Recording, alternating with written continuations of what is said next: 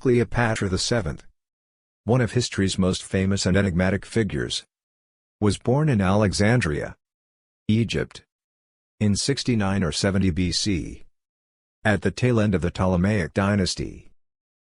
Her birthright placed her within a dynasty that had a profound impact on Egypt, both politically and culturally. Her father was Ptolemy XII, commonly known as Ptolemaites. To truly understand Cleopatra's significance, one must delve into the historical context and her family's legacy. The Ptolemaic dynasty was of Macedonian origin and had ruled Egypt for nearly 3 centuries, from 300 BC to 30 BC. This dynasty's roots traced back to the time of Alexander the Great, whose conquests spanned Greece, Persia, Egypt, and even India. Upon Alexander's death, his empire was divided among his generals, with Ptolemy Isoter, a close childhood friend and comrade in arms, gaining control of Egypt. Ptolemy I's ambitions led him to take over Egypt and solidify his rule by marrying into the royal family, including marrying the 3 daughters of the 4th-generation pharaoh Nectar. Notably, Ptolemy I also orchestrated the theft of Alexander the Great's body and brought it to Egypt. He believed that the presence of the revered conqueror's remains would lend legitimacy and protection to his reign. This audacious act reflected the significance of Alexander's legacy and the lengths to which the Ptolemaic rulers went to maintain their hold on Egypt. The Ptolemaic dynasty thrived through a shrewd approach to governance and economic exploitation. They established lucrative monopolies, particularly in the cultivation and sale of major crops, fish farming, flounder, and salt production. Moreover, the construction of a canal to the Nile River facilitated import and export trade, further enriching the dynasty's coffers through taxation. This immense wealth was funneled into cultural and artistic projects, particularly in Alexandria, which boasted the world's largest art museum. The city's famous library and museum were separated entities, housing a vast collection of books from Egypt, Greece, and other regions, making it a hub of knowledge and scholarship. The Pharaoh's Lighthouse, one of the 7 wonders of the ancient world, stood as a testament to their engineering prowess. The Ptolemaic dynasty also extended generous support to scholars, attracting intellectuals from various fields, which contributed to significant advancements in astronomy, geology, biology, mathematics, culture, chemistry, and more. Cleopatra, being born into this intellectual and cultural milieu, inherited a rich tradition of Greek knowledge and scholarship. However, as the Ptolemaic dynasty reached its later years, internal strife and familial infighting began to erode the political stability they had enjoyed for centuries.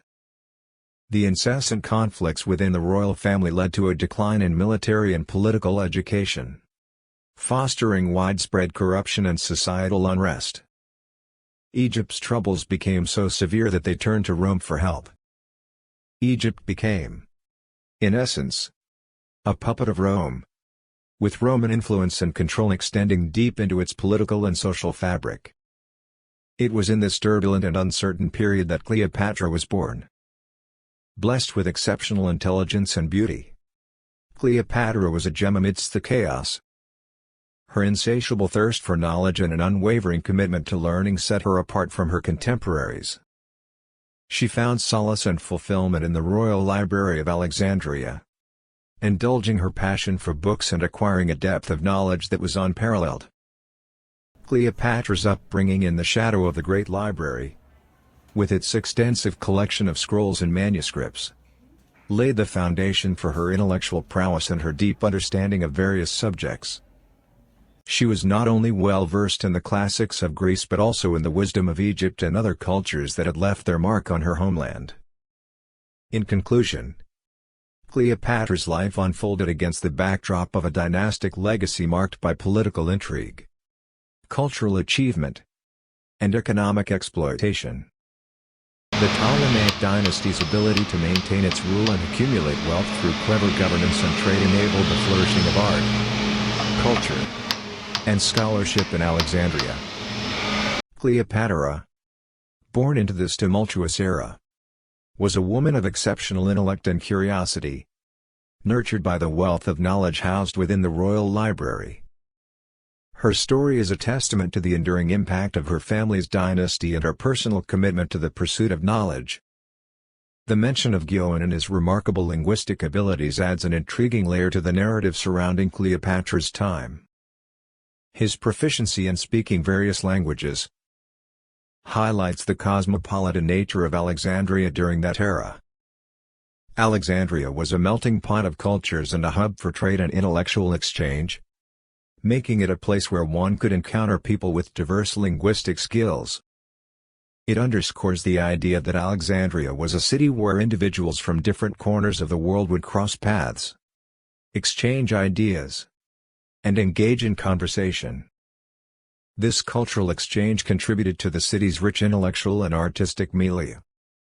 Moreover, Gioan's diverse interests, spanning algebra, epic poetry, history, investigation, politics, barbering, and liquor, further illustrate the eclectic and vibrant atmosphere of the time.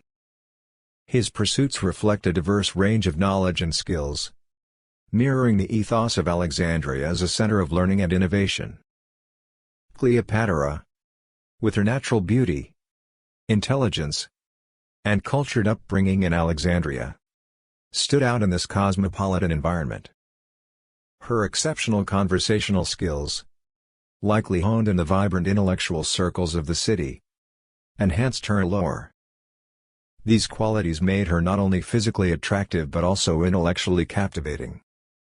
However, as you mentioned, the decline of the Ptolemaic dynasty had already set in motion. Cleopatra's father, Ptolemy XII, also known as Meoestan II of Thon, assumed the throne in 76 BC. Unfortunately, his reign was marked by incompetence, a trait he shared with his father, Ptolemy XI, who had met his demise at the hands of the Egyptian people.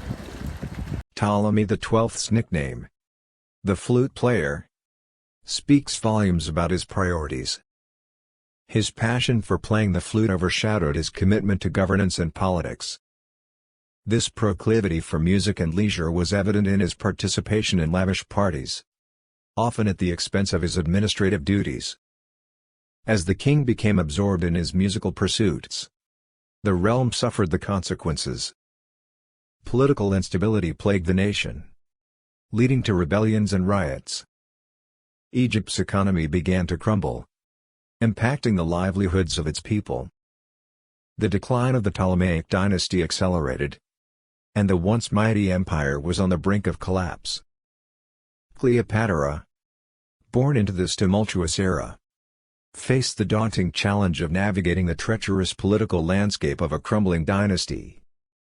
Her intelligence and cultural upbringing provided her with the tools to engage in the political intrigues of her time, ultimately setting the stage for her remarkable rise to power. In essence, Gioan's linguistic talents and diverse interests serve as a testament to the cosmopolitan and intellectually vibrant atmosphere of Alexandria. Cleopatra's exceptional qualities, including her intelligence and conversational skills, distinguished her in this environment. However, the overarching narrative of the declining Ptolemaic dynasty paints a stark backdrop against which Cleopatra's life and legacy would unfold, showcasing her resilience and determination in the face of adversity. The political landscape you've described during Cleopatra's time was indeed complex, with Egypt caught in the power struggle between Rome and the Ptolemaic dynasty. The Ptolemaic rulers had been facing internal strife and conflicts for some time, which created opportunities for external powers like Rome to exert their influence over Egypt. Rome, recognizing the weakened state of the Ptolemaic dynasty, sought to exploit Egypt's resources and political disarray to its advantage. The Roman authorities believed that the Egyptian king was living a lavish and debauched lifestyle, which they used as a pretext for interference. One significant event was the annexation of Cyprus, which was considered part of Egyptian territory at the time. Rome, however, had larger ambitions and seized control of Cyprus. This further strained the relationship between Egypt and Rome. During this tumultuous period, Cleopatra was only a young girl of 10 years old. Her early years were marked by political turmoil and power struggles within her own family. Her father, Ptolemy XII, was brought back to Egypt with the aid of the Roman army, resulting in the execution of Berenice IV, Cleopatra's older sister. Meanwhile, Ptolemy XII decided to arrange a marriage between Cleopatra and her younger brother, Ptolemy XIII, to solidify their claim to the throne. Cleopatra's ascension to the throne alongside her brother was fraught with challenges. The nobles remained a potent and influential faction, posing a constant threat to their rule. Cleopatra, aware of the need to stabilize royal power, sought to align herself with Egyptian traditions and gods, distancing herself from the Hellenistic influences of her predecessors. She supported the arts, engaged in academic discussions, and used her extensive knowledge to resist Roman oppression. As Ptolemy XIII grew older, tensions between him and Cleopatra escalated. Ptolemy XIII was dissatisfied with the perception that Cleopatra held more power than he did. Influential factions around him encouraged his ambitions, setting the stage for a power struggle between the siblings. Complicating matters further, the Roman Senate, influenced by the words of Pompey, who had been defeated in battle and was in exile, added to the volatile situation. Cleopatra recognized the need to secure her position and protect Egypt from external threats, particularly from Rome. This led to Cleopatra's fateful decision to seek the support of Julius Caesar, who was a prominent Roman general at the time. Cleopatra, hoping to maintain her grip on the Egyptian throne and safeguard her country, famously met Caesar in Alexandria. Her alliance with Caesar would have far-reaching consequences, eventually sparking the famous affair between Cleopatra and Caesar and, later, with Mark Antony. Her strategic alliances and her determination to protect Egypt's interests led her on a path that would make her one of history's most renowned and enigmatic figures. The meeting with Caesar marked the beginning of a new chapter in Cleopatra's life, one that would eventually alter the course of history. Cleopatra's alliance with Julius Caesar indeed had unforeseen consequences that led to her temporary downfall. After Rome fell into the hands of Caesar, she likely saw an opportunity to strengthen her position in Egypt by aligning herself with the powerful Roman general. However, her judgment miscalculated the complexities of Roman politics and power dynamics. With her power still relatively weak, Cleopatra's alliance with Caesar became a source of contention in Egypt. Many Egyptians viewed her relationship with Caesar with suspicion, as it appeared to compromise Egypt's sovereignty and independence. This discontent ultimately led to her being pushed out of the throne in 49 BC. Cleopatra, however, was not one to accept defeat easily. She sought refuge in a nomadic Arabian village near Hangi, where she began plotting her return to power. Realizing that she needed significant military support to challenge her adversaries, Cleopatra embarked on a quest to assemble an army and secure alliances.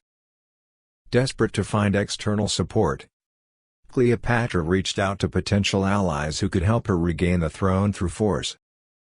Her determination to return to power was unwavering, and she actively sought ways to achieve her goal. During this time, Julius Caesar arrived in Egypt, not necessarily to assist Cleopatra but to gather information about his Pompeian rivals who had taken refuge there. In an attempt to establish a favorable relationship with Caesar, Cleopatra made a significant gesture. She lived in close proximity to Caesar's quarters, and she famously sent him the head and the ring, a symbol of Rome's highest authority. However, Cleopatra's action, rather than winning Caesar's favor, may have had the opposite effect. Caesar was embroiled in his own political conflicts, and Cleopatra's gesture could have been perceived as an attempt to manipulate him or as an interference in Roman affairs. These events set the stage for the complex and ever-evolving relationship between Cleopatra and Caesar, one that would ultimately lead to her return to power but also have far-reaching implications for both Egypt and Rome. Cleopatra's determination, political savvy, and willingness to take risks would continue to shape her destiny and her legacy as one of history's most iconic figures. The story of Cleopatra's daring and seductive arrival to meet Julius Caesar in Egypt is a pivotal moment in history that speaks to the intrigue and allure of Cleopatra, one of the world's most famous historical figures. Cleopatra, keenly aware of the arrival of Julius Caesar in Egypt, saw this as an opportunity to wield her charm and intellect to regain power and secure an alliance with the influential Roman general. To do so, she devised a clever and audacious plan. She ordered her servants to disguise themselves as merchants, with some of them posing as doctors. In a bold move, they concealed Cleopatra herself within a large carpet. With this unusual gift, Cleopatra's entourage went to see Caesar, the most powerful man in Rome, who had come to Egypt with a formidable army. Upon their arrival, Cleopatra's servants, posing as doctors, bowed before Caesar and presented the rolled-up carpet, claiming it was a gift from Cleopatra. The guards surrounding Caesar appeared vigilant and on high alert. As the carpet was carefully unrolled before him, a breathtaking sight awaited Caesar. Cleopatra emerged from the carpet in a seductive and alluring pose. Cleopatra, a woman of extraordinary beauty, exuded a beguiling charm that even Caesar, a seasoned leader in his 50s who had endured countless challenges, found irresistible. Her captivating appearance left Caesar in awe. The encounter, marked by Cleopatra's beauty and allure, was a turning point in both their lives. As Caesar and Cleopatra engaged in conversation, her intelligence and wit further heightened her appeal. Caesar, already enamored by her beauty, became infatuated with her intellect and charisma. Their connection deepened rapidly during their time together, and Caesar fell passionately in love with Cleopatra. This pivotal moment occurred against a backdrop of political turmoil. Ptolemy XIII, Cleopatra's younger brother and co-ruler, initially contemplated opposing Caesar's arrival in Egypt. However, recognizing the overwhelming might of Caesar's forces, Ptolemy XIII eventually knelt before Caesar and surrendered. Caesar executed him, partly due to his involvement in the death of Pompey, a rival of Caesar. In an effort to restore stability to Egypt, Caesar issued an order for Cleopatra and Ptolemy XIII to rule jointly. However, those loyal to Ptolemy XIII vehemently opposed Cleopatra's authority, igniting a riot against Caesar's decision. The situation escalated, and in 48 BC, General Achillas led a rebellion in the province with a sizable force. Initially, Caesar sided with the rebels, but they soon received support from Rome itself. With these reinforcements, the rebels gained the upper hand. Tragically, during the ensuing conflict, Ptolemy XIII's sister, the princess, met a tragic fate, losing her life in the midst of the turmoil. Amidst this chaos, Cleopatra VII eventually managed to regain control of Egypt by the end of the year. She emerged as the sole ruler of Egypt, becoming the last pharaoh of ancient Egypt. However, Egyptian traditions allowed for a single male king, not a queen. In keeping with these customs, Cleopatra married her younger brother, Ptolemy XIV, who was just 13 years old at the time. The union was primarily a political arrangement rather than a romantic one, solidifying her position on the throne. During the time Caesar spent with Cleopatra in Egypt, their affection for each other deepened. Caesar's conquest of Egypt only served to strengthen his love for Cleopatra. In a sign of his devotion, Caesar chose not to include Egypt in the Roman colonies he sought to establish. In 46 BC, Cleopatra returned to Rome, accompanied by her husband and younger brother, Ptolemy XIV. Her arrival in the Roman capital caused a sensation, surprising the citizens of Rome with her exotic beauty and regal presence. It was a momentous return that would further cement her legendary status in history. The love affair between Cleopatra and Julius Caesar, characterized by passion and political intrigue, set the stage for the subsequent chapter in her life and her equally famous relationship with Mark Antony.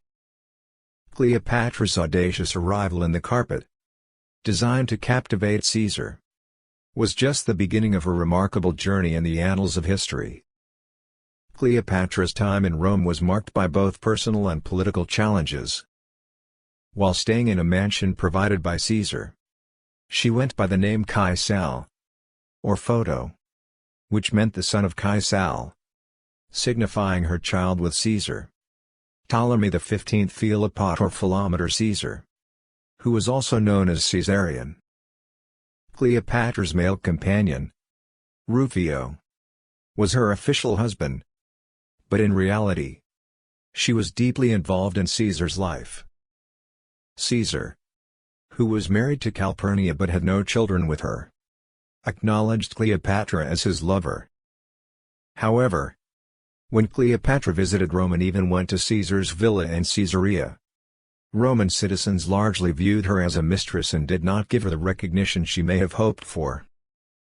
This lack of acknowledgement and the perception of her as merely Caesar's lover must have been disappointing for Cleopatra. In 44 BC, a significant historical event took place when Julius Caesar was assassinated by a group of Roman Republicans. In the aftermath of Caesar's assassination and the subsequent release of the Caesarion chapter, there was no mention of Cleopatra or the son she had given birth to. From Cleopatra's perspective, this would have been a day filled with anxiety and disappointment. The political landscape in Rome was shifting rapidly, and Cleopatra's connection to Caesar became more precarious after his death. Feeling the weight of these uncertainties and the loss of her protector, Cleopatra hurriedly returned to Egypt. It was during this period that her 15-year-old younger brother and co-ruler, Ptolemy XIV, died under suspicious circumstances. Many historians believe that Cleopatra may have been involved in his assassination, although definitive proof remains elusive. The death of Ptolemy XIV created yet another crisis for Cleopatra. The absence of Caesar, who had served as her shield and ally, left Cleopatra in a vulnerable position. She was now tasked with navigating the complex and treacherous world of Roman politics without her powerful protector. Cleopatra's return to Egypt marked a period of uncertainty and tumult as she sought to secure her position, protect her family, and maintain Egypt's autonomy amid the shifting political dynamics of the Roman Republic. Her story is a testament to her resilience and determination in the face of adversity, as she continued to navigate the intricate web of power and politics in the ancient world. Following the assassination of Julius Caesar, Rome experienced a significant shift in its political landscape. The power vacuum left by Caesar's death sparked intense competition among various factions to seize control of the Roman Republic. Caesar had designated his successor, but this choice was met with resistance. The young Octavian, Caesar's designated heir, found himself in a precarious position.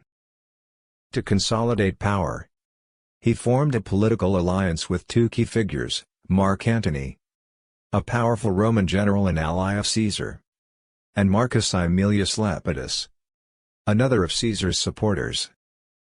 Together, they created the Second Triumvirate, a political alliance aimed at restoring order to Rome. Despite Caesar's death, his influence lived on through his loyal army. The Second Triumvirate, comprised of Octavian, Antony, and Lepidus, embarked on a campaign to avenge their predecessor and consolidate their authority. They sought to suppress those who had reduced the number of legions under Caesar's command.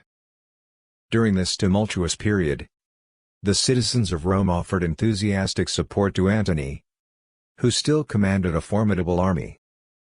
In an effort to strengthen his control in the eastern region, Antony launched military campaigns, conquering Greece and Judea. Gradually, he advanced towards Egypt, where Cleopatra VII, the legendary queen, held sway. In 41 BC, while anchored in Tyresus, Antony summoned Cleopatra. He claimed that some Egyptians were supporting the communist faction and wished to speak with the queen.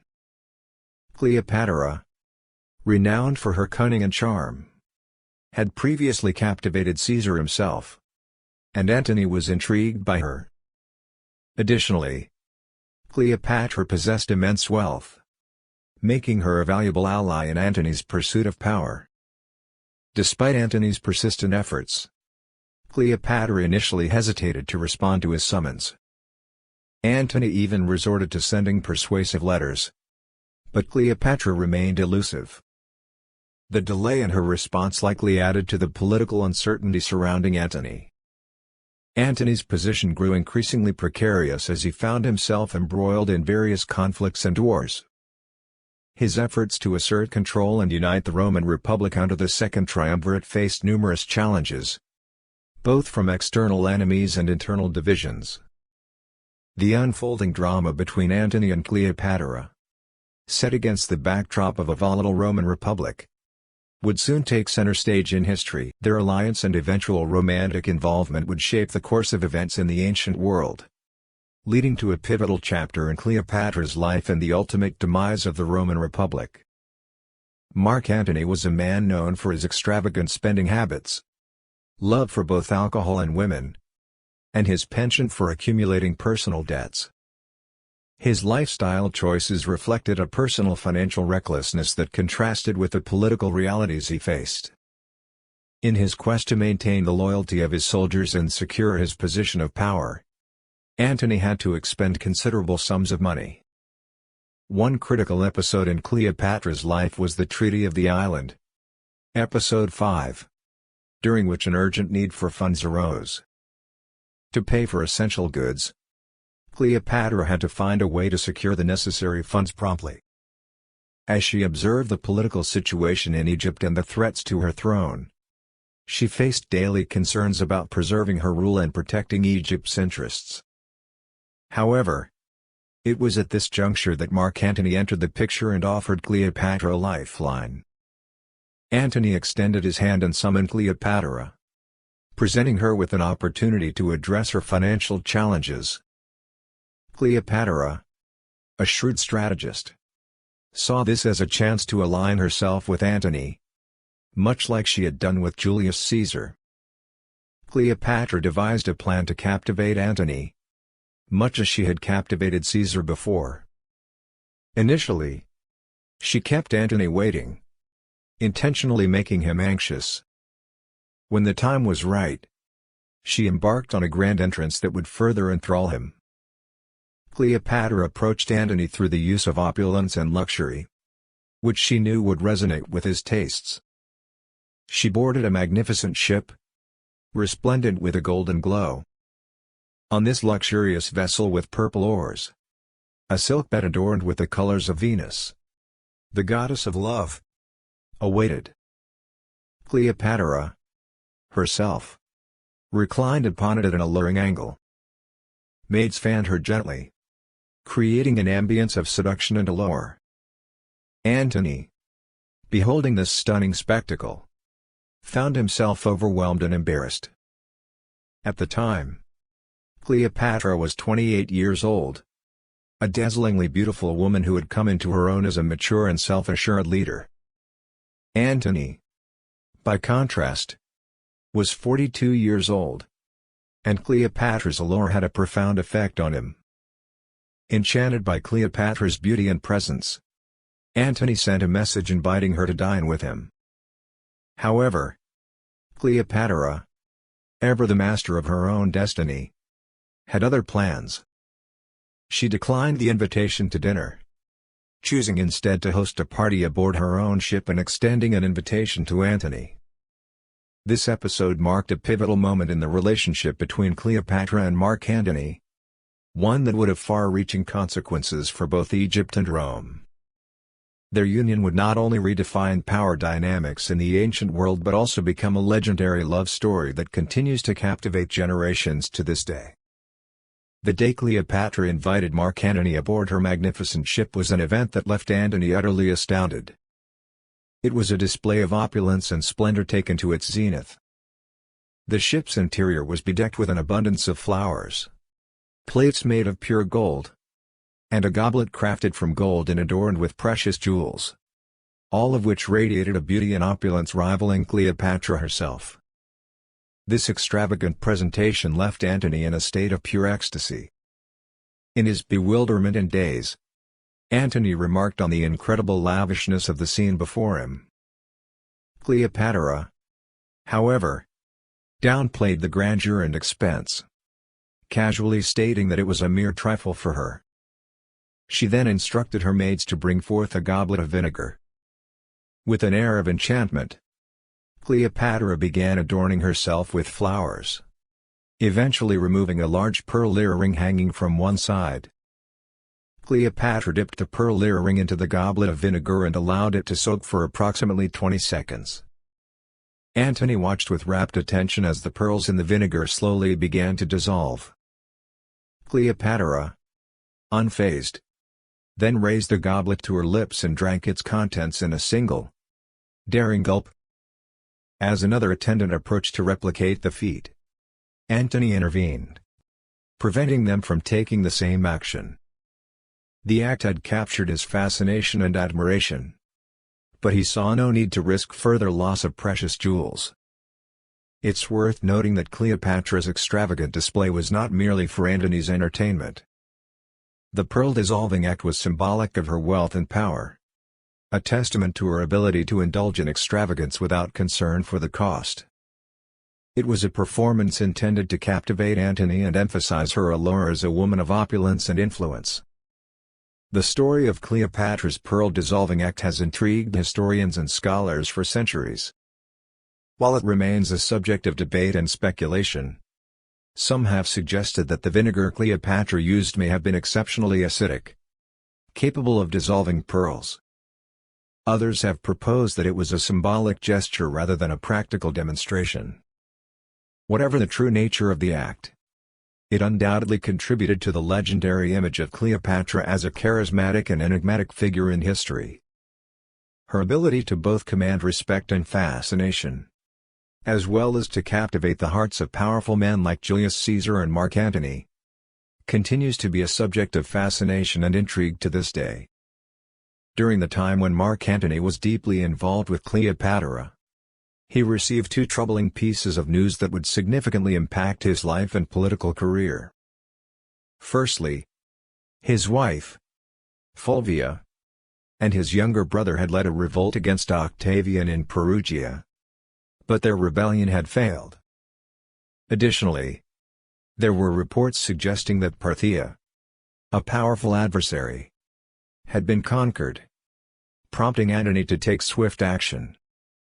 Antony hastily mobilized his army to launch an offensive against Parthia, intending to confront this new threat. However, before he could reach his destination, he received an urgent plea for assistance from Fulvia, who had returned to Rome. Fulvia hoped that Antony would intervene and help resolve the crisis in Rome. By the time Antony arrived in Rome, Fulvia had already passed away. Antony learned that his wife had been one of the instigators of the turmoil. Faced with a complex and unfavorable situation, Antony found himself with limited options. He decided to meet with Octavian, who was now the de facto leader in Rome. This meeting marked a significant turning point in Roman politics. The three main figures of the Second Triumvirate, Antony, Octavian, and Lepidus, gathered to negotiate and reach an agreement. They decided to divide the Roman Republic into spheres of influence. Antony would govern the eastern territories. Octavian would oversee the western regions. And Africa would be under the control of Lepidus. To further solidify the alliance between Antony and Octavian, Antony married Octavian's younger sister, Octavia. This political marriage was intended to strengthen the bond between the two leaders and reinforce their commitment to the Second Triumvirate. Meanwhile, Cleopatra, who was pregnant at the time, had her hands full with the complexities of maintaining power in Egypt. While Antony was married to Octavia for a period of 2 to 3 years, it appears that their union was relatively stable. Octavia was renowned for her beauty and wisdom. And despite the circumstances, she maintained a dignified distance from Cleopatra. The political landscape of Rome was characterized by shifting alliances, power struggles, and complex personal relationships. Antony's involvement with both Cleopatra and Octavia would play a significant role in the dynamics of the Roman Republic and contribute to the eventual downfall of the Second Triumvirate. The dynamics among Octavian, Antony, and Cleopatra were fraught with complexity and tension, and it became clear that a stable power-sharing arrangement between the three individuals could not be sustained indefinitely. The Weak Tale of Politics Episode 2 saga unfolds as the delicate balance of power unravels. After the initial period of the Second Triumvirate, many political figures found themselves sidelined, with Octavian and Antony taking center stage. Antony embarked on an expedition to Asia. But as he neared Syria, his longing to be with Cleopatra grew stronger. He summoned Cleopatra, and they were reunited in Syria. Antony acknowledged the older of Cleopatra's twins as his own child and declared himself the guardian of Caesarion, the son of Caesar and Cleopatra. Antony's military campaign continued, and he pushed further into Parthia. However, his forces, fatigued and stretched thin, faced difficulties as they reached Armenia. Antony, driven by his desire to return to Cleopatra, hastily ordered an attack on Media, resulting in significant losses for his army. Cleopatra, fearing for Antony's safety, brought her forces to Armenia and launched an attack against him. Amid this tumultuous period, Octavia, Antony's wife, learned of her husband's precarious situation and traveled to Athens to be with him. However, Antony was deeply involved in the war and could not meet her. He sent Octavia a letter, instructing her to remain within the city. Octavia, aware of Antony's growing affection for Cleopatra, suppressed her own sadness and complied with her husband's wishes. She brought valuable gifts for the generals, including military supplies and troops, personally selecting over 2,000 men to accompany her. Cleopatra was well aware that allowing Antony to leave and reunite with Octavia would weaken her own position. Consequently, she did not permit Antony to depart, effectively keeping him by her side. This episode exemplifies the intricate web of political and personal relationships that define this era of Roman history. The clash of power, the allure of Cleopatra, and the shifting alliances would ultimately lead to a dramatic and decisive confrontation that would shape the course of history. The relationship between Antony and Cleopatra reached a point where they seemed inseparable. Antony's intense love for Cleopatra was so profound that, at one juncture, he contemplated taking his own life if he were to be separated from her. This passionate devotion ultimately led Antony to abandon his military campaign and journey to Alexandria with Cleopatra. Octavian, Antony's wife, returned to Rome without being able to see her husband, and she displayed remarkable grace and composure. She focused on caring for her children and remained undisturbed despite the challenges in her personal life. Octavia's dignified behavior garnered admiration, and the Roman people grew increasingly disillusioned with Antony. Antony and Cleopatra continued their relationship until the end of Antony's life. And they welcomed another son together. Antony's affair with Octavia officially came to an end when he married Cleopatra.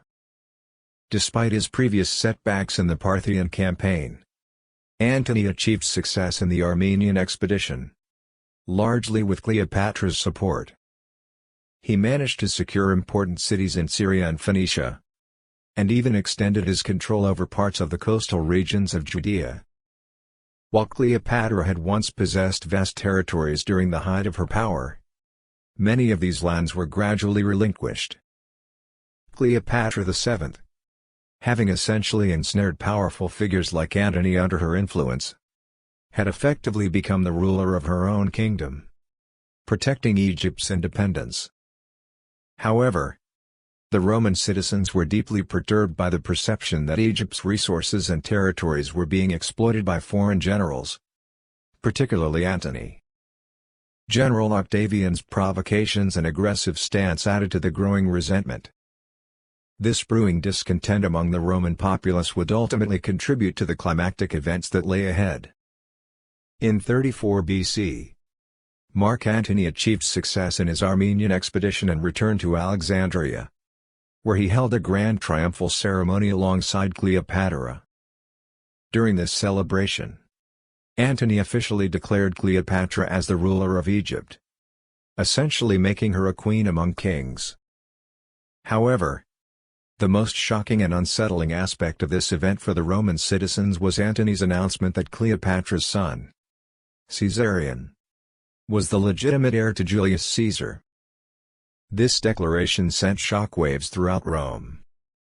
The Roman people had expected that the general who led the regular Roman army in the battle against Parthia would return to Rome, pay tribute to the Roman gods, and hold a triumphal procession in accordance with tradition. Instead, Antony chose to remain in Alexandria and celebrate his triumph alongside Cleopatra. This decision infuriated many Romans, leading them to question whether Antony still considered himself a Roman citizen or had become an outsider. Moreover, Antony's declaration that Caesarion was Caesar's rightful heir was significant. Octavian, also known as Caesar Augustus, had positioned himself as the legitimate successor to Julius Caesar, claiming the status of Caesar's adopted son. This rivalry between Octavian and Antony over Caesar's legacy added further complexity to the political landscape. While Antony was once hailed as a hero of Rome, his actions and choices were increasingly disappointing and infuriating the Roman populace. Many began to view him as a curse rather than a savior. Antony seemed to have become consumed by his passionate love for Cleopatra and the comforts of his life in Egypt, yearning for a peaceful existence in their idyllic world. As Antony's loyalty to Cleopatra appeared to eclipse his dedication to Rome, the stage was set for a dramatic and fateful showdown between the two powerful Roman leaders, Antony and Octavian.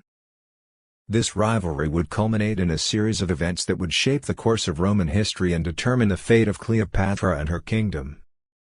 In Rome, Antony's behavior and his unwavering loyalty to Cleopatra had left the senators, generals, and even his close associates in shock and suspicion. Octavian, who saw this as an opportunity, skillfully manipulated public opinion against Antony.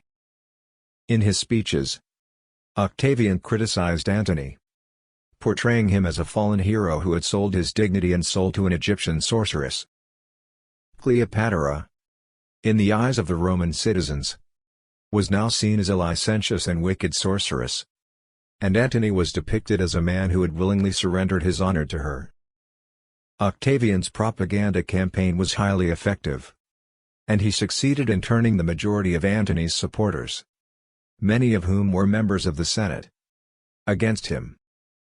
Octavian also made Antony's will, which outlined his intention to pass several important territories to Cleopatra's descendants and himself, public knowledge. This act further fueled the public's anger and disillusionment with Antony. As a result, the citizens of Rome began to distance themselves from Antony, and he became increasingly isolated and vilified. Feeling betrayed and embittered, Antony was transformed into a symbol of treachery in the eyes of Rome. Octavian, having garnered the approval of the Roman Senate, declared war on Egypt, effectively stripping Antony of his Roman citizenship and rights. By 31 BC, Octavian was fully prepared for war, and he initiated the conflict. The stage was set for a dramatic showdown between the two most powerful figures in the ancient world. Rome, which had once ruled the largest and most fertile lands in history, found itself in the unexpected position of being challenged by an Egyptian queen. The impending clash would determine the course of history and decide the fate of not only Antony and Cleopatra but also the destiny of Egypt and Rome. Before the decisive battle at Actium, tension and anticipation were palpable on both sides. Octavian's followers shouted slogans, reflecting their determination to confront Antony and Cleopatra head-on. Antony and Cleopatra, accompanied by a substantial naval force, were prepared to face Octavian's formidable fleet and army. Octavian led an armada of 400 ships and commanded an infantry of 80,000 soldiers, while Antony commanded 500 ships and an infantry of 70,000 troops. Cleopatra contributed 200 ships and vast reserves of Egypt's wealth in gold and silver to support Antony's war effort. The two sides appeared evenly matched in terms of military strength. Initially, Antony had planned for a ground battle, but Cleopatra insisted on a naval engagement. Her reasoning was that even if they were defeated in the initial confrontation, they could regroup and fight another day. Despite objections from his advisors, Antony ultimately deferred to Cleopatra's judgment. The fateful battle took place at Actium, a peninsula in northwestern Greece. Octavian's brilliant naval commander, Agrippa, skillfully utilized the direction of the wind and deployed clever tactics. He unleashed a barrage of fiery arrows, which caused significant damage to Antony's fleet and led to the destruction of one of his ships. Antony, perhaps plagued by a lack of focus due to his prolonged indulgence in luxury and comfort, lost his composure. Cleopatra, observing the unfolding disaster from a distance, made a critical decision. Recognizing that the main ship was no longer tenable, she ordered an immediate retreat. This command led to the hasty withdrawal of Egyptian forces and other troops. Antony, realizing the dire situation, swiftly followed Cleopatra's lead. For the remaining soldiers who remained unaware of Antony's escape, the battle raged on for several hours before culminating in their demise. Antony's fleet was ultimately decimated, marking a resounding victory for Octavian's forces. After a harrowing three-day retreat, Cleopatra and Antony managed to return to Alexandria. The outcome of the Battle of Actium had left their alliance in tatters, and the two once powerful leaders were left to confront the grim reality of their defeat. Cleopatra, a shrewd and resourceful ruler, understood the gravity of her defeat at the Battle of Actium and the potential consequences it could have on her rule. She was well aware that her political opponents would seize any opportunity to exploit her moment of weakness. To protect her throne and maintain the illusion of strength, Cleopatra devised a cunning plan. Upon her return to Egypt, Cleopatra took immediate action. She knew that the appearance of victory was just as important as actual victory in the realm of politics. To this end, she lavishly decorated her warships, adorning them with splendor and opulence. These ostentatious displays were meant to project an image of power and grandeur, concealing the reality of their recent defeat. Cleopatra understood that perception often outweighed reality in the political arena. As the ships entered the port, Cleopatra wasted no time. She swiftly moved to eliminate any potential threats to her rule. Those who might have questioned her leadership or conspired against her were dealt with decisively. This calculated move aimed not only to secure her position but also to send a clear message to her adversaries: Cleopatra was firmly in control, and her grip on power remained unyielding. The defeat at Actium had a profound impact on Antony. He was utterly shattered by the loss. And upon returning to Egypt, he retreated into isolation, holing up in his quarters for several days. The weight of defeat, combined with the looming threat posed by Octavian, weighed heavily on his spirit. Meanwhile, Octavian, now basking in the glory of his victory, returned to Rome to a hero's welcome. The citizens of Rome celebrated him as the triumphant leader who had defeated Antony and Cleopatra. However, Octavian's ambitions were far from satisfied. He recognized the need to eliminate both Antony and any potential heir to Caesar's legacy. In 30 BC, Octavian's formidable army reached the borders of Egypt, poised for a final confrontation. Antony, unable to fortify his defenses in time, sought a way to avoid an all-out war. He dispatched a message to Cleopatra, proposing a compromise. Antony offered to live as a regular citizen if Cleopatra allowed him to continue ruling Egypt. His aim was to prevent further bloodshed and destruction. Octavian, aware of the situation, sent an envoy to Cleopatra with a different proposal.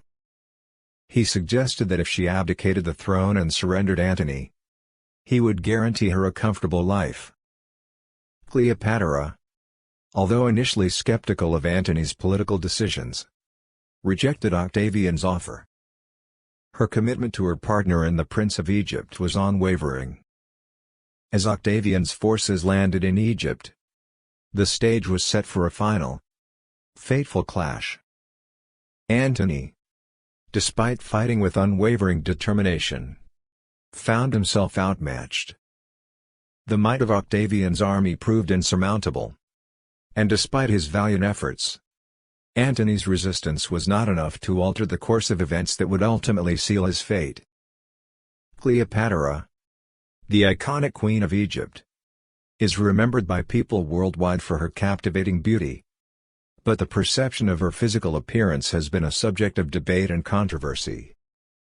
While numerous literary accounts have praised her beauty, the interpretation of her looks has evolved over time, leading to a surprising revelation that challenges the conventional notion of her attractiveness. In various historical records, Cleopatra has been hailed as an absolute beauty. Renowned French mathematician and philosopher Blaise Pascal famously remarked that the course of history might have been altered had Cleopatra's nose been slightly different. Her sharp, distinctive nose was seen as an alluring feature, and her beauty was thought to have ensnared countless heroes. However, it's worth noting that not everyone subscribes to the idea of Cleopatra's extraordinary beauty. The British Museum in England hosted an exhibition featuring Cleopatra's artworks, where a different image of her emerged. Contrary to the traditional narrative, the British Museum presented a version of Cleopatra that challenged her conventional beauty. According to the museum's interpretation, Cleopatra was not the stunning beauty she is often portrayed as.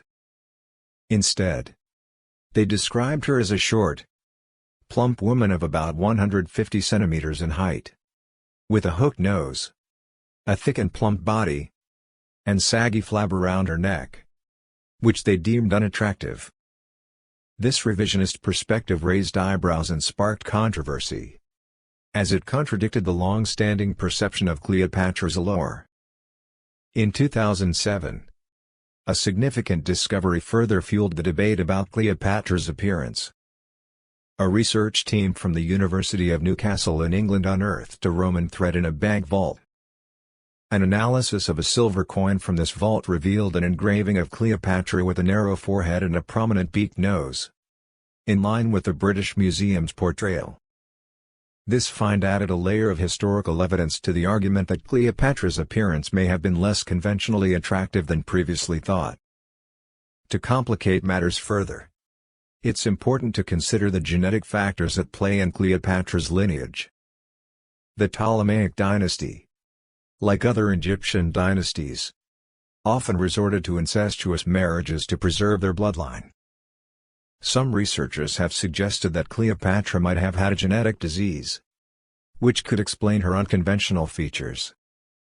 However, a research team at Newcastle University conducted an in-depth analysis of Cleopatra's life and concluded that she was indeed a unique historical figure, dismissing claims of genetic abnormalities. Naturally, when the British Museum and the University of Newcastle made these claims, Egypt reacted strongly, refuting the assertions and expressing outrage. The debate over Cleopatra's true appearance continues to this day, highlighting the complexity of historical interpretation and the enduring fascination with this enigmatic queen.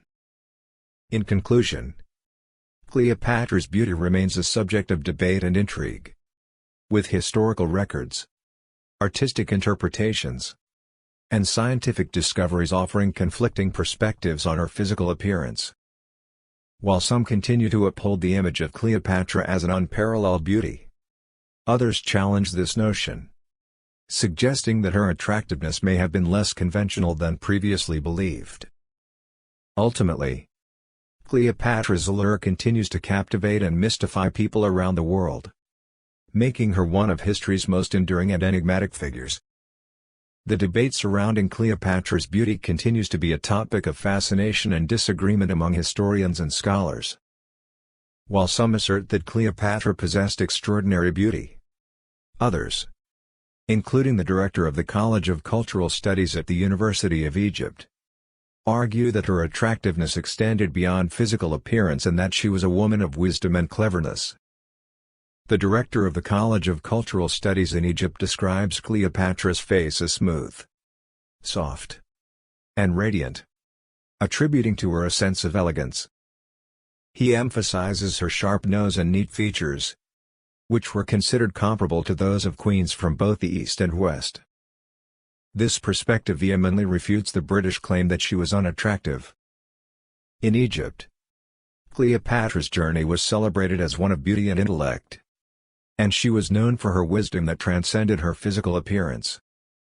The director highlights that belittling her looks diminishes the essence of her character. Indeed, Cleopatra's beauty has sparked various speculations and theories. If she were truly an ordinary woman, as the British claim suggests, what then was the source of her charm that captivated renowned figures of her time? Some believe that Cleopatra possessed a deep understanding of her own charms and weaknesses and that she utilized various techniques to enhance her allure. Historical accounts suggest that Cleopatra took meticulous care of her skin. She is known to have used lotions and cosmetics to maintain her beauty. An Italian reporter and scholar, Professor Matto, delved into Cleopatra's beauty regimen and discovered an 11th-century cosmetic factory that was attributed to Cleopatra herself. This factory was equipped with a wide range of medicinal herbs known for their skin-enhancing properties, as well as a large machine for grinding these herbs to create cosmetics. It is said that Cleopatra's cosmetics often featured roses, and she protected her skin by applying animal and plant oils. Regular use of roses, which were known for their skin benefits, played a role in maintaining her youthful appearance. Additionally, Cleopatra was rumored to bathe in milk when faced with skin issues, which contributed to her white and smooth complexion. While the debate about Cleopatra's beauty remains ongoing, it is clear that her allure was not solely dependent on her physical features. Her intelligence, charisma, and meticulous self-care contributed to her reputation as one of history's most captivating figures. Cleopatra's legacy extends beyond her appearance, serving as a testament to the enduring power of personality, intelligence, and self-care in defining beauty. Cleopatra's beauty regimen, as described in historical accounts, offers a fascinating glimpse into the skincare and cosmetics practices of her time. Her dedication to maintaining her appearance and preserving her skin from the harsh Egyptian sun was both intricate and effective. One notable element of Cleopatra's beauty routine was her use of milk. You mentioned consuming 500 grams of milk per day, and it's said that she may have even bathed in milk. Milk was known for its skin-nourishing properties, as it contains lactic acid, which can exfoliate and soften the skin. This practice was not only for aesthetic reasons but also for the preservation of her skin's health. Aloe was another natural ingredient Cleopatra employed for skincare. Aloe vera has soothing and moisturizing properties, which would have been beneficial for treating skin irritations, especially considering the heavy makeup of the time. Interestingly, Cleopatra used beer foam to cleanse her face. Beer foam was believed to have skin benefits due to its yeast content, which can help balance the skin's pH and cleanse it. The idea of massaging it into her skin to soften her breasts may have been a unique part of her personal routine. For her makeup, Cleopatra was known for her striking look. She used wax to create heavy eye makeup, giving her eyes a dramatic appearance. She also whitened her face with pewter, which was a common practice in her era. To make her eyes stand out, she applied eyeliner, created by mixing the flow from fire with manganese. Her lips were enhanced with lip rouge made from sahuanchaleo and sauna. Cleopatra's skincare and cosmetics routine extended to her body as well. She used bright red carmine dye to paint her skin red, and white powder was applied not just to her face but also to her neck and chest. Additionally, she adorned her nails with manicures made from sea or flower petals, a practice that highlights her attention to detail and aesthetics. The makeup techniques of Cleopatra's time, including the use of lead in cosmetics and water-based lip rouges, were not without risks. It's known that these products could have adverse effects on the health of those who use them. Sadly, many women suffered the consequences of such beauty practices. Cleopatra's love for her sister-in-law and her creation of her own perfume is another testament to her passion for beauty and fragrances. Her influence on beauty and skincare practices of her time extended to Europe and even continues to be felt today. In summary, Cleopatra's beauty regimen was a reflection of her dedication to aesthetics and skincare. She used natural ingredients like milk and aloe, along with various cosmetics, to create her iconic look. Her practices, while effective in achieving her desired appearance, also highlight the risks and dangers associated with ancient beauty routines. Cleopatra's legacy in the world of beauty endures as her techniques and preferences continue to inspire and intrigue. Cleopatra's mastery of seduction, her exquisite adornments, and her captivating presence have been legendary throughout history, making her a figure of fascination and admiration. One aspect of her allure was the creation of her own distinct perfume, crafted from dried iris, grapes, honey, and other aromatic ingredients. The day Cleopatra first met Antony, she reportedly sprayed this perfume all over her ship, filling the air with its fragrant scent, leaving a lasting impression on all who encountered her. This act exemplified her attention to detail and her desire to enchant with all her senses. Cleopatra's penchant for luxury extended to her choice of jewelry. She adorned herself with opulent and beautiful pieces that shimmered with extravagance, evoking images of her immense wealth. Her jewelry not only enhanced her beauty but also emphasized her status as a queen. The Greek historian Plutarchus lavished praise on Cleopatra's beauty and her ability to captivate those around her. He described her beauty as not merely superficial but captivating in a profound way. Cleopatra's persuasive skills, eloquence in arguments, and the depth of her opinions combined with her physical appearance to create an irresistible allure. Her voice, in particular, was said to be enchanting, akin to the melodic flow of a string instrument. Cleopatra was not just a beauty, she possessed an exceptional intellect and wit. Her brilliant mind and tremendous intelligence captivated men, including Julius Caesar, who was enamored with her. Caesar's return to Rome after his victorious campaigns even led to a playful tradition where his subordinates jokingly referred to him as the bald libertine, showcasing Cleopatra's profound impact on him. Cleopatra's relationship with Caesar was marked by a desire to integrate into Roman society. She accompanied Caesar to Rome, where she was welcomed with great ceremony and allowed to bury her own golden colon in his most lavish residence. This event also served as an introduction to Rome's elite, preparing Cleopatra for the intricacies of Roman social life.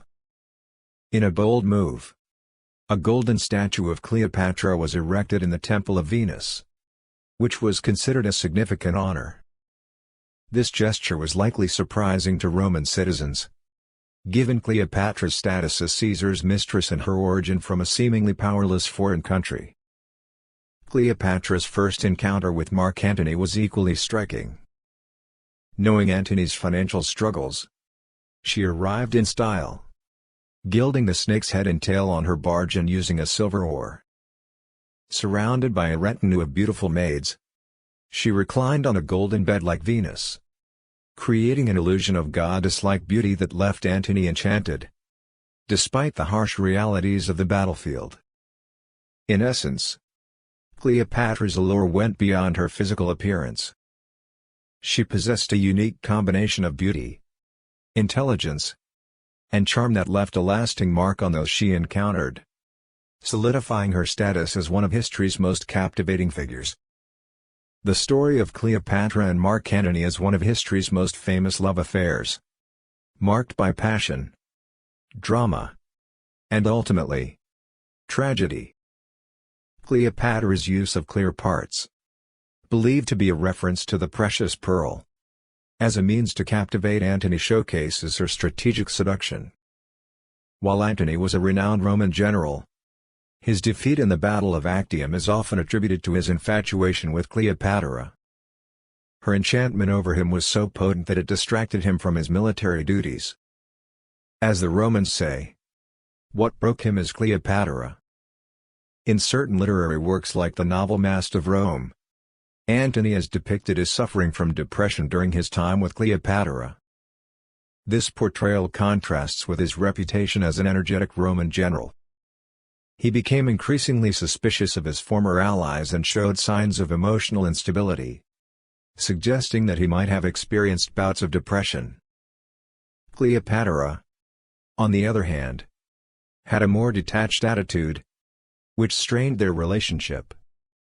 While Cleopatra initially sought a charismatic hero, Antony's emotional vulnerability led to a shift in their dynamic. Cleopatra began providing him with maternal love and companionship. Their inner weaknesses and emotional dependence ultimately contributed to their downfall. Their relationship, marked by intense passion and shifting power dynamics, eventually led to their tragic end. The circumstances surrounding Cleopatra's death remain shrouded in mystery and speculation. It is unclear exactly how she brought the poisonous snake into her chamber or where the snake bit her. There are varying accounts, and no immediate record of her death exists. However, about a century after her death, historian Plutarchus mentioned a story of a farmer visiting Cleopatra with a basket of figs. He claimed she was dead, sparking speculation that she may have hidden a snake in the basket and allowed it to bite her. Cleopatra's final moments, steeped in intrigue and myth, have inspired artists and writers for centuries, resulting in paintings and stories that often emphasize her sensuality and mystique. In death, as in life, Cleopatra continued to embody the allure of the femme fatale, leaving behind a legacy that continues to captivate the imagination and stir the emotions of those who encounter her story. Amidst these circumstances, a rumor has circulated, suggesting that Cleopatra took certain actions in an attempt to strategize for the future. Cleopatra entered his tomb, constructed as resilient as a fortress, to bid farewell. However, the rumor has it that this encounter somehow went awry, resulting in a tragic outcome. Antony, who heard this news under circumstances that could not be confirmed, thought that his luck had run out and stabbed himself in the stomach with a sword to return to his lover. However, at this time, a servant of the great Antony came running and told him that Cleopatra was not dead. As he was about to die, Antony said that he wanted to see his lover Cleopatra for the last time and was taken to where Cleopatra was to see her. Antony died in the arms of his beloved Cleopatra. He leaves a will asking that he be moved to Uma, where he rests, and be buried with the players, and that when Cleopatra dies, he will be buried together. Cleopatra delivers a letter containing this will from Antony to Octavian. Octavian, who received it, thought that Antony had died and that Cleopatra was also likely to commit suicide. So he quickly went to prevent her from committing suicide. Cleopatra had the image of a seductress who ruined Antony of Rome. So he captured her alive and took her as a trophy. The tragic tale of Cleopatra and her ultimate demise is a poignant chapter in ancient history, marked by a mix of ambition, political intrigue, and a deep longing for independence. Cleopatra's decision to take her own life in 30 BC was a culmination of several complex factors, and it provides a profound insight into the dynamics of power and self-preservation in the ancient world.